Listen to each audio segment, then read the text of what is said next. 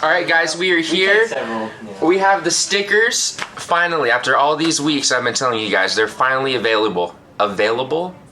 That was weird. I don't know. It's my Italian accent coming out. Links are below. It'll take you to stickerfire.com, which is his startup company. So not only do you support me and my channel with these stickers, but it supports Coast Guard Chris's Sticker Fire, the veteran startup company. So we're really excited to bring this to you guys, and yes, everything below for that. Now let's do the video. Video time. Let's do it.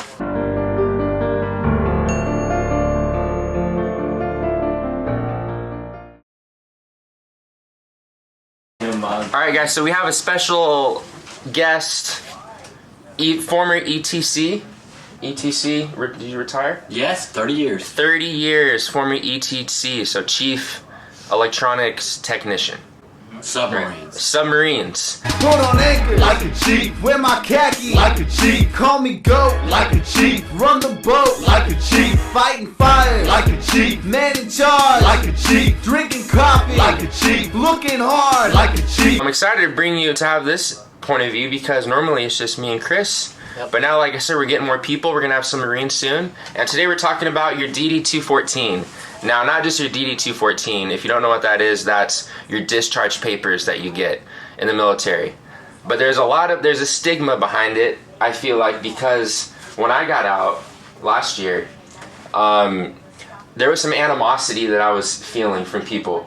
I don't know if did you feel that, or you being in for so long, did you feel like some people were kind of, was it like jealousy or anger or? Well, I've dealt with it quite often with subordinates working for me. Right. I didn't deal with it as much because I was retiring. It's a different, different attitude toward you if you are retiring and you're retiring. But I will say that most of the attitudes that I saw for those young sailors that I dealt with that were getting out after 4, 6, 8 years or whatever it was, they dealt with a little bit of, I think it was because a lot of people come in to the service not knowing what they're getting into. Right. And then unfortunately, like other jobs, you can't just walk away if you get in there and find out that this is not the life for me. Yeah. And so short of getting yourself in trouble and maybe giving yourself a black mark that will follow you for years to come, a lot of them are forced to do their 4 years or whatever they signed up for. And when they see other people get out, there's a sense of bitterness on their part because they still have time left. So yeah, I think that's what it is. Because when I was getting out, my LPO was like, he was like, oh, we'll see you back here. You're not going to make it as a civilian. You're not going to cut it. We'll see you back in 2-3 years. You'll be back in the Navy. And I was like, well, I didn't see myself as a career sailor. I just wanted to do my time, get my benefits, go to college. That's what I planned to do, And seeing people, I think it was mostly those people that were at the 10, 12-year mark. They were halfway in and they still had a long way to go.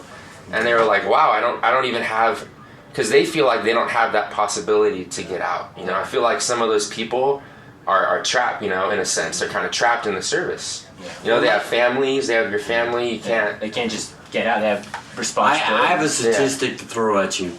I was a Navy recruiter from 97 to 2000 out of San Francisco. Oh, wow. And one of the statistics that we pointed out to a lot of the people that were thinking about coming to services, 80%, and this statistic was true, it may even be higher now, but 80% of those people who enlist in the service do not stay past their first tour. I didn't think it would be that 80%. 80%. And that's across the board, all services. So most of the people that come in don't stay and make it a career. So those people who are thinking about getting out don't think that you're the oddball or the, someone that's the exception to the rule. You are the norm, because that's what most people do. Now, did you deal with any of that in the Coast Guard, getting out of the Coast Guard? Yeah. But for people getting out of the Coast Guard was even less common, I feel, because it's such a small organization, tight-knit community. Yeah, that people were really surprised, and it wasn't all necessarily hostility, just kind of confusion and just like, wow, he's really getting out. Right. Which kind of made me at times kind of second guess whether or not I was making the right decision. But I have no regrets. I mean, it's been over a year, and I'm happy with my decision. Yeah. So getting your DD214, it's like you never think it's gonna come. Yeah. You know, you're like, oh, you know, maybe one day I'll get it. Maybe one day. Make sure, even if they have something really small incorrect, have them fix it. Oh yeah. I had to go back to the Yeoman 6 different times, but I did it and made sure it was completely ready to go. Because once you're out and you have it, they're not going to change it once you're already out. It's a pain to get your DD214 fixed or amended once you're already separated. Yeah. So just because they don't want anything to do with you. Even if you think it's small, fix it. Just fix it in the long run, because it'll just prevent problems future down the line. So one thing to bear in mind, to keep in mind, for those of you that are thinking about getting out, going to school, and possibly getting back into the government as a government worker of some sort, there are benefits that you get from having a service ribbon or a particular medal, such as a Navy Achievement Medal, something along that line. Right, or an overseas ribbon for combat These deployments. things will give you extra points when you're applying for positions with the federal government. Yeah. So if you allow them to leave off the fact that you got a Navy Achievement Medal and you don't think it's a big deal, 5 years from now when you've graduated from college and you're trying to get a job with the Department of Energy, it could mean the difference between you getting the job and someone else getting the job. So make sure that you pay attention to that DD214.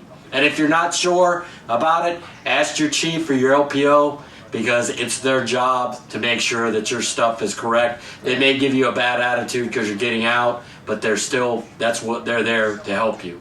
This is awesome. So before we wrap up this video, I didn't expect to have a chief here that can give some advice, but what would you say? I have a lot of young sailors, a lot of future sailors that watch my videos and are joining. If you had one piece of advice, just general for the Navy, what would you say this is the most important thing? Or E1, E2, E3, somebody just starting out. Two things.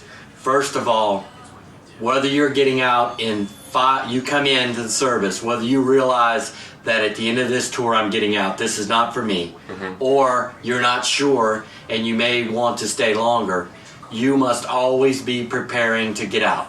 Have a plan. And have a plan. Yeah. Be preparing, and just understand that,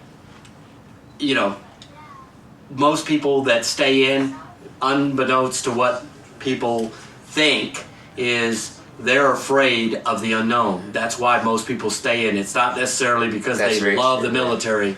They're afraid of the unknown, afraid to get out there. And there is a great world out there, and there's a lot of opportunities out there. But it is scary, you're right. It is. Because you get comfortable in the military. Yeah. 1st and 15th, your paycheck, you have your food on the table, you have your uniforms, you have great benefits. Well, it goes to the golden rule. Yeah. It's a golden rule. If you don't prepare for success, prepare to fail. I just have to intervene real quick. That's a good-ass piece of advice. Solid. Right. So prepare to get out, and you'll do successful. If you don't prepare, if you just wait till the last minute, then just like your LPO or chief are telling you, I'll see you in about 6-8 months because you'll be back. And it's true. They tell you to start preparing about a year out. Yeah. Sometimes even more. You should really start preparing a year out of your EAOS. Because you need to get your college set up, your housing, you need to make sure you have a nest egg to fall back on, some monetary funds. There's a lot you need to, So that was awesome. Thank you for that advice. Thank you for being on the Military Life Before and After series. Thank you, and good luck to everyone out there. Awesome. Thank you so much. So as we wrap this video up, one more time, stickers are now available.